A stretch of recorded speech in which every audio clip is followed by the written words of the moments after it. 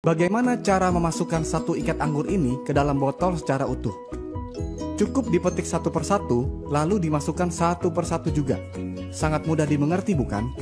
Nah, kebanyakan air minum yang kita kenal terdiri dari 16-25 molekul per grup atau klaster. Padahal, sel tubuh memiliki aquaporin sebagai gerbang keluar masuk air yang berukuran 4-6 molekul. Apakah grup molekul yang besar tersebut bisa masuk? Bisa, namun lebih lambat. Maka dari itu ada rasa kembung, jadi malas minum akibatnya dehidrasi. Berarti kalau molekulnya kecil bisa keluar masuk sel tubuh dengan jauh lebih cepat. Dengan cara apa dikecilkan? Elektrolisis. Apakah itu? Grup molekul air yang lebih besar diberi aliran listrik yang tepat, sehingga menjadi grup molekul yang lebih kecil supaya mudah keluar masuk aquaporin. Istilahnya adalah microcluster. Logikanya begini, jika ada sepasang magnet dengan dua kutub yang berbeda dan saling berhadapan akan tarik-menarik. Jika kutubnya sama akan tolak-menolak, sehingga molekul air yang tadinya berhimpitan jadi terpecah sendiri-sendiri. Belum lagi, di inti sel terdapat ion positif yang membuat molekul air yang berion negatif ini tertarik masuk ke dalamnya dan meninggalkan ion negatif di membran atau dinding sel, sehingga sel tubuh pun menjadi tidak lengket. Mengapa air ini penting sekali?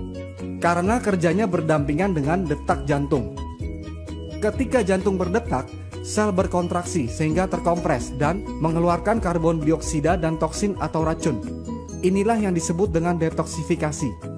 Lalu jantung berdetak lagi dan sel mengembang lagi, kemudian menarik oksigen dan nutrisi.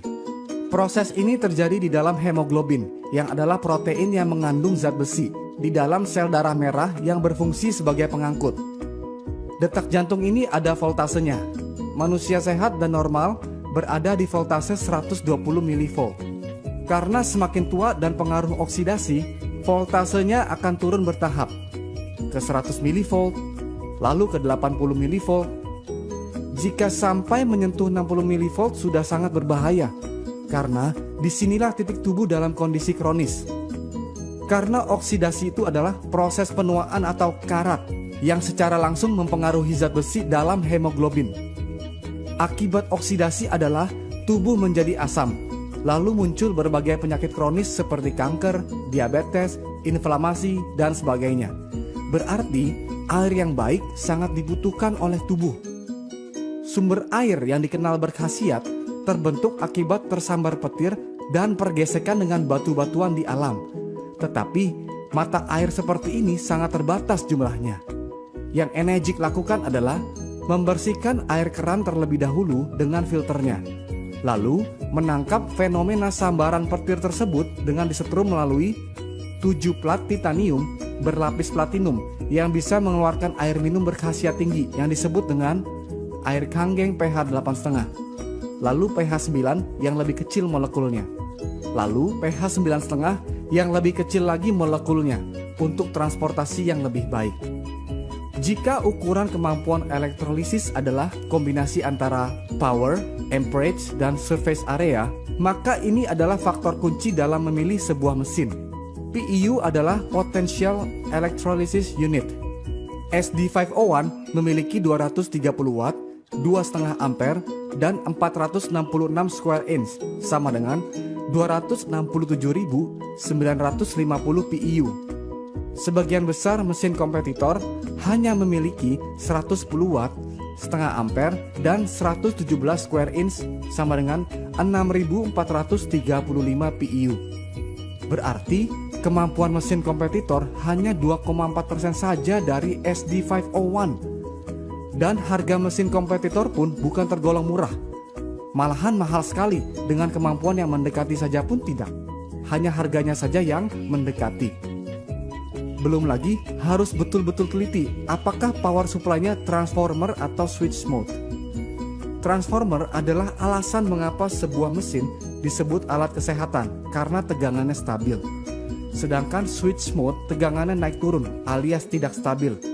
Alasannya supaya hemat energi, padahal supaya pelatnya tidak meleleh karena bahannya mesh yang lebih murah. Saya perjelas, ini ada bolam 100 watt dengan filamen yang tebal. Yang ini bolam 40 watt dengan filamen yang tipis. Jika bola 40 watt dinyalakan di tegangan 100 watt akan putus karena tidak mampu menahan daya yang tinggi. Demikian halnya dengan plat yang digunakan di dalam mesin. Mengapa daya tinggi yang stabil sangat dibutuhkan? Karena tujuan ionisasi air adalah untuk menstruktur ulang molekul. Molekul air adalah H2O. Lalu gugus kimianya diilustrasikan seperti ini. Jika dua molekul air diberi 2 elektron, akan menghasilkan gas hidrogen dan 2 hidroksil yang berguna dalam proses detoksifikasi di atas. Karena yang kita inginkan adalah hasil air seperti ini dengan mesin Enegic. Bukan hasil air seperti ini yang kadang jadi, kadang tidak. Maka dari itu, jarang sekali ada kesaksian lokal yang nyata dari mesin kompetitor. Minumnya pun jadi tidak percaya diri kalau airnya belum pasti jadi. Nah, gas hidrogen yang larut dalam air inilah yang hanya bisa dinikmati oleh pemilik mesin saat air keluar langsung dari mesin. Inilah antioksidannya.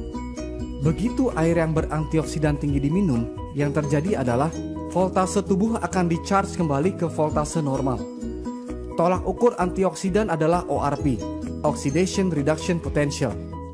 Lalu hidroksil inilah yang menyebabkan airnya menjadi alkalized atau basa secara elektrik, bukan karena tambahan bahan kimia.